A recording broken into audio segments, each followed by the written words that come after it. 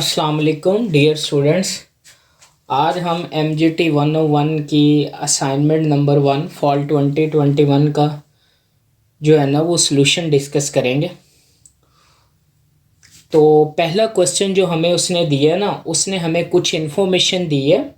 उस इन्फॉर्मेशन के अकॉर्डिंग उसने ये पूछा कि इसमें बताएं कि इवेंट क्या है, ट्रांजैक्शन क्या है, कंडीशन क्या है।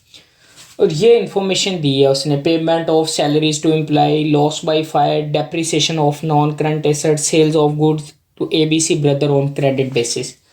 ये उसने क्वेश्चन 1 दिया है। क्वेश्चन 1 में उसने हमें ये कहा है कि इन इंफॉर्मेशन के अगेंस्ट बताओ कि इवेंट क्या है, ट्रांजैक्शन क्या है और कंडीशन क्या है।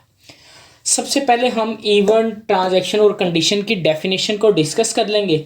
अगर हम उन डेफिनेशंस को डिस्कस कर लेंगे तो हमें पता चल जाएगा कि इस इंफॉर्मेशन के अगेंस्ट इवेंट क्या है, ट्रांजैक्शन क्या है और कंडीशन क्या है। सबसे पहले इवेंट की डेफिनेशन को डिस्कस करते हैं। इवेंट क्या है? वो कहता है events are the outcomes of incident happen.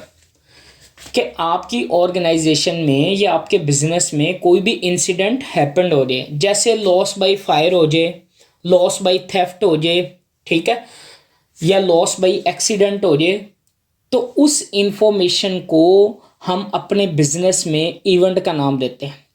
ठीक है। जैसे कि अब इस क्वेश्चन नंबर 1 में उसने हमें बताया लॉस बाय फायर, आग लगने की वजह से आपका लॉस हुआ। तो ये लॉस बाय फायर आपका, इसके आप टेबल में इसके आगे जो आंसर देंगे वो आप उसको नाम देंगे इवेंट है ये आपका। ठीक है जी। अच्छा जी, नेक्स्ट जो आपके पास डेफिनेशन है वो ट्रांजैक्शन क्या है। ट्रांजैक्शन क्या कहता है? Transaction are the outcomes of dealing made. आपके बिजनेस ने जो डीलिंग करनी है वो ओनर के साथ भी डीलिंग हो सकती है, वो अदर देन ओनर भी हो सकती है। मीन्स कि जो आपका बिजनेस डीलिंग करेगा between owner and other than owners. ठीक है। जैसे कि इस इंफॉर्मेशन में, इस क्वेश्चन नंबर 1 में जो पहली इंफॉर्मेशन दी है वो कहता है payment of salaries to employ.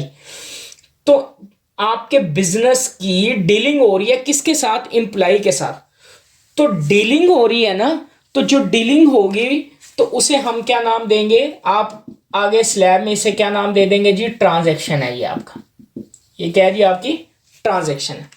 Next क्या? Depreciation of non current asset. ये आपकी डीलिंग नहीं हो रही। 4 पे देखें जी, sale of goods to ABC brother on credit basis. आपके बिजनेस ने गुड्स सेल किए एबीसी ब्रदर्स को क्रेडिट बेस पे। तो आपके बिजनेस की डीलिंग हो रही है एबीसी ब्रदर्स के साथ, तो आप इसे नाम दे देंगे, ये आपके पास क्या है जी? ट्रांजैक्शन।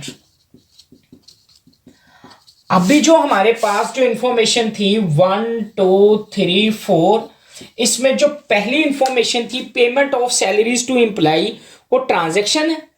फिर उसके बाद लॉस बाय फायर, ये आपका इवेंट हो गया। 4 पे है sale of goods to ABC brother on credit basis, कि आपके बिजनेस की डीलिंग हो रही है किसके साथ? एबीसी ब्रदर के साथ, ये ट्रांजैक्शन। थर्ड जो उसने कहा था कंडीशन भी बताएं, तो कंडीशन की पहले डेफिनेशन डिस्कस कर लेते हैं। Condition are the adjustment. Conditions क्या होती हैं? जो हमारे बिजनेस में कुछ एडजस्टमेंट होती हैं। जैसा कि अगर आपने कोई नॉन करंट एसेट या फिक्स एसेट को इस्तेमाल किया है और उसको इस्तेमाल करने की वजह से उसकी जो वैल्यू डिक्रीज हो गया, उसे हम नाम डेप्रीसिएशन का नाम देते हैं। तो वो उसको हमने एडजस्ट करना है कि अब हमारा वो नॉन करंट एसेट या फिक्स एसेट अब इतनी वैल्यू के साथ डिक्रीज हो गया, उसको एडजस्ट कर ले, उसको हम नाम देते हैं कंडीशन। अब इस इंफॉर्मेशन में भी हमें उसने ये कहा है कि depreciation of non current asset, कि नॉन करंट एसेट्स की डेप्रिसिएशन हुई है। तो जो नॉन करंट एसेट की डेप्रिसिएशन हुई है ये हमारी कंडीशन है। आप स्लैब में क्या लिख लेंगे? ये कंडीशन है। ठीक है जी। ये आपके पास क्वेश्चन नंबर 1 कंप्लीट हुआ। अब नेक्स्ट हम सेकंड क्वेश्चन को डिस्कस करते हैं। अच्छा जी, सेकंड क्वेश्चन हमारे पास फर्स्ट असाइनमेंट का वो ये है, वो कहता है कि रहीम ब्रदर्स जो इस बिजनेस का ओनर है या इसकी बुक्स ऑफ अकाउंट्स है रहीम ब्रदर्स की, रहीम ब्रदर्स के पास डेटर का जो बैलेंस 35,000 शो हो रहा है।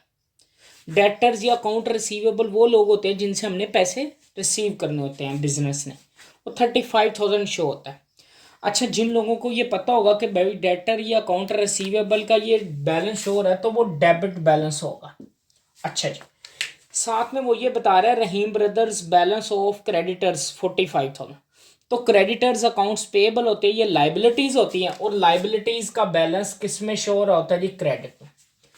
1 नवंबर 2021 को रहीम ब्रदर्स का डेबिट बैलेंस डेटर का 35,000 है, और रहीम ब्रदर्स का जो क्रेडिटर बैलेंस है, क्रेडिटर्स का जो बैलेंस है वो 45,000 है, वो क्रेडिट बैलेंस होगा। अब उसके नवंबर के मंथ में ये ट्रांजैक्शंस हुई हैं, और एट द एंड वो हमें ये पूछता है कि ये बताएं calculate the balance of debtor and creditors, ये बताएं कि डेटर और क्रेडिटर्स का कितना बैलेंस है। और मंथ के स्टार्ट में भी उसने बता दिया कितना बैलेंस है, और मंथ, और ये ड्यूरिंग द मंथ ट्रांजैक्शन हुई है, और लास्ट में हमें कहता है कि ये बताएं जी डेटर और क्रेडिटर का क्लोजिंग बैलेंस क्या होगा। फर्स्ट ट्रांजैक्शन क्या कह रहा है? 7 November, goods purchase amount ₹30,000 on account. भाई गुड्स आपने परचेज किए ऑन अकाउंट क्रेडिट पे। अगर आप गुड्स क्रेडिट पे परचेज करेंगे तो आपके पास क्रेडिटर्स आएंगे। तो इसका मतलब जो आपने 7 नवंबर को जो गुड्स परचेज किए हैं 30,000 की, ये क्रेडिटर्स को आपने पेमेंट करनी। क्यों? क्योंकि उसने ये गुड्स परचेज किया किस पे? Own account. जब ट्रांजैक्शन में आ जाए तो इसका मतलब है आपने ये पेमेंट नहीं की, तो इसलिए क्रेडिट पे परचेज किया, इसलिए आपने क्रेडिटर को पेमेंट करनी। तो भाई जब उससे परचेज किया 30,000 की, तो आपके 30,000 के साथ क्रेडिटर का बैलेंस ज्यादा होना है। 30,000 के साथ आपका क्रेडिटर्स का बैलेंस क्या होगा? ज्यादा। नेक्स्ट क्या कह रहा है? Goods purchase amounting ₹15,000 on cash base. 9 नवंबर को उसने गुड्स परचेज किए 50,000 कैश बेस। जब उसने गुड्स परचेज कर ली कैश बेस के ऊपर, इसका मतलब ना तो फ्यूचर में रिसीव करने हैं ना फ्यूचर में पे करने हैं। यहाँ पे बेसिकली गुड्स परचेज कर रहा है, तो जब परचेज करने हैं तो भाई पेमेंट करनी थी ना, वो साथ ही कह देता है ऑन कैश बेस कि ये पेमेंट कर दी है। तो इसका मतलब इसका कोई इफेक्ट नहीं होगा आपके डेटर और क्रेडिटर के ऊपर, क्योंकि आपने पेमेंट ही किसके ऊपर कर दी है? कैश के ऊपर। ठीक है जी। आगे कह रहे हैं 10,000 पेड टू क्रेडिटर्स। आपने क्रेडिटर को 10,000 पे किया। जब आपने क्रेडिटर को 10,000 पे किया तो आपका क्रेडिटर का बैलेंस डिक्रीज होगा 10,000 के साथ। तो आप क्या करेंगे? 10,000 के साथ अपने क्रेडिटर्स के बैलेंस को क्या करेंगे? डिक्रीज करेंगे। ठीक है जी। ये जो पहली 3 ट्रांजैक्शन थी ना, 7 नवंबर, 9 नवंबर, 15 नवंबर, ये आपके बेसिकली परचेजेस के थी। जब परचेज हो तो उसके अगेंस्ट आपके क्रेडिटर्स आते हैं। पहली ट्रांजैक्शन में परचेज किया क्रेडिट पे, पेमेंट नहीं की, तो इसलिए क्रेडिटर्स का अकाउंट्स पेएबल वाली लाइबिलिटी क्या होगी? ज्यादा होगी। सेकंड ट्रांजैक्शन 9 नवंबर को की, भाई गुड्स परचेज की कैश पे, तो जब कैश पे परचेज कर ली तो आपका क्रेडिटर्स के ऊपर कोई इफेक्ट ही नहीं आना, क्योंकि आपने पेमेंट ही कैश फॉर्म में कर दी। थर्ड ट्रांजैक्शन में 15 नवंबर को वो कह रहा है पेमेंट कर दिया क्रेडिटर्स को। जब क्रेडिटर्स को पे किया है तो आपकी लाइबिलिटी क्रेडिटर्स का बैलेंस डिक्रीज हो गया 10,000 के साथ। तो भाई लाइबिलिटीज क्रेडिटर डिक्रीज होंगे तो वो आपके पास क्या होंगे? डेबिट होंगे। ठीक है। और जहां पे जब क्रेडिटर्स इंक्रीज हुए थे तो क्रेडिटर लाइबिलिटी है, लाइबिलिटी इंक्रीज हो तो वो क्या होती है? क्रेडिट होती है। ठीक है जी। अच्छा जी, ट्रांजैक्शन नेक्स्ट जो है वो 24 नवंबर को, 24 नवंबर को वो हमें ये कह रहा है,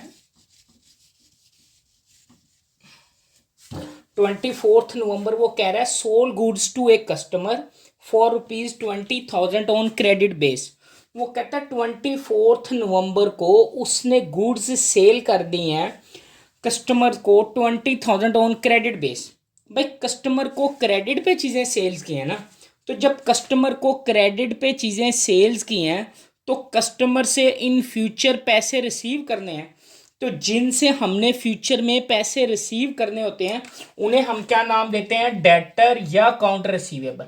जब हमने उनको क्रेडिट पे सेल्स की हैं उनसे फ्यूचर में पैसे रिसीव करने हैं तो अकाउंट रिसीवेबल या डेटर वाला एसेट हमारा क्या हो जाएगा, ज़्यादा हो जाएगा। डेटर वाला एसेट हमारा क्या हो जाएगा, ज़्यादा। तो रूल्स ऑफ डेबिट क्रेडिट यही है ना, एसेट ज़्यादा हो तो वो क्या होता है, डेबिट। नेक्स्ट ट्रांजेक्शन देखें 26 नवंबर को, वो कह रहा है sold goods to a customer for ₹27,000 on cash. वो कहता है कस्टमर को उसने गुड्स सेल किए कैश पे।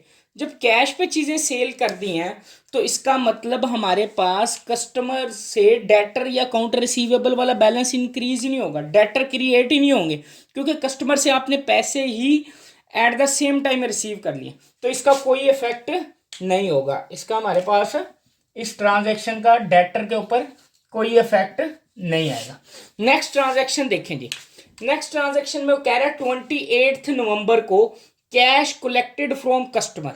कस्टमर से आपने 5,000 कैश रिसीव किया।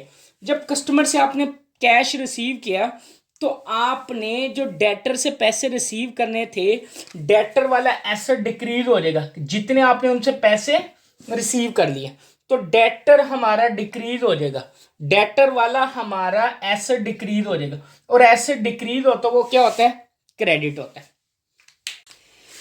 अच्छा जी, अब हमने ये देखना है कि जी डेटर्स का हमारे पास नेट बैलेंस कितना रह गया और क्रेडिटर्स का नेट बैलेंस कितना रह गया। डेटर्स, भाई डेटर्स का हमारे पास starting balance, opening balance month के स्टार्ट में कितना था जी, 35,000। डेटर एसेट होता है इसलिए इसका बैलेंस डेबिट में था। फिर उसके बाद यहां पे देखें जी 24 ट्रांजैक्शन को गुड सेल की कस्टमर को, तो डेटर वाला एसेट इंक्रीज हुआ 20,000 के साथ, तो इसमें 20,000 ऐड कर लें। क्यों, डेबिट में डेबिट क्या होता है जी, ऐड होता है। 35,000 ओपनिंग बैलेंस था डेटर का, ये डेटर इंक्रीज हुए थे 24 ट्रांजैक्शन को। फिर 28 ट्रांजैक्शन को डेटर का बैलेंस डिक्रीज हुआ, कितने के साथ डिक्रीज हुआ जी, 5,000 के साथ। तो डेटर एसेट है, एसेट डिक्रीज हो तो वो क्या होते हैं जी, क्रेडिट। अब नेट बैलेंस डेटर का देख लें, 35 में 20 ऐड करें, 35 में 20 ऐड किया 45, 55, 55 में 5 लेस किया तो आपके पास 50,000 डेबिट का बैलेंस आ गया जी डेटर का। ये डेटर का बैलेंस आपके पास शो होगा। नेक्स्ट इसी तरह क्रेडिटर्स का देख लें जी, क्रेडिटर्स का आपके पास कितना बैलेंस शो होगा। पहले देख लेते हैं जी क्रेडिटर्स का हमारे पास ओपनिंग बैलेंस कितना था, ये देख लेते हैं। क्रेडिटर्स का ओपनिंग बैलेंस 45,000 था, तो क्रेडिटर्स का ओपनिंग बैलेंस हमारे पास 45,000। क्रेडिटर्स लाइबिलिटी होती है, तो लाइबिलिटी का ओपनिंग बैलेंस किस में होना जी, क्रेडिट में। ये 7 नवंबर ट्रांजैक्शन को उसने क्रेडिट पे चीजें परचेज की थी, तो क्रेडिटर्स इंक्रीज हुए थे 30,000 के साथ, तो 30,000 इसमें ऐड कर ले। 45 में 30 ऐड किया, कितना बन गया 55, ठीक है, 65, 75, ठीक है। 45 में 30 ऐड कर ले, 45 में 30 ऐड किया, 45 में 30 ऐड किया जी 55, 65, 75 बन गया। फिर उसके बाद 10,000 पे किया क्रेडिटर्स को। जब पे किया तो लाइबिलिटी आपके पास क्या हुई है, डिक्रीज हुई है, तो लाइबिलिटी डिक्रीज हो तो माइनस कर दे 10,000, तो आपके पास ये कितना था 75, 75 में 10 लेस किया तो आपके पास क्रेडिटर्स का बैलेंस बच गया 65,000। तो अब आप क्वेश्चन 2 का आंसर क्या बताएंगे, डेटर का रिमेनिंग बैलेंस 50,000 और क्रेडिटर्स का बैलेंस आपके पास कितना आ गया 65,000। ये आपकी फर्स्ट असाइनमेंट हो जाएगी कंप्लीट। अगर किसी बच्चे को कोई क्वेश्चन है तो वो मुझे पर्सनली मेरे नंबर पे मैसेज कर ले, और हमारी जूम पे क्लासेस भी होती हैं, डेली बेस पे भी और वीकेंड क्लासेस भी। जिन बच्चों को MGT 101 में कोई इशू आ रहा है तो वो बच्चे जो है ना वो डिस्कस कर सकते हैं। ठीक है जी, थैंक यू सो मच।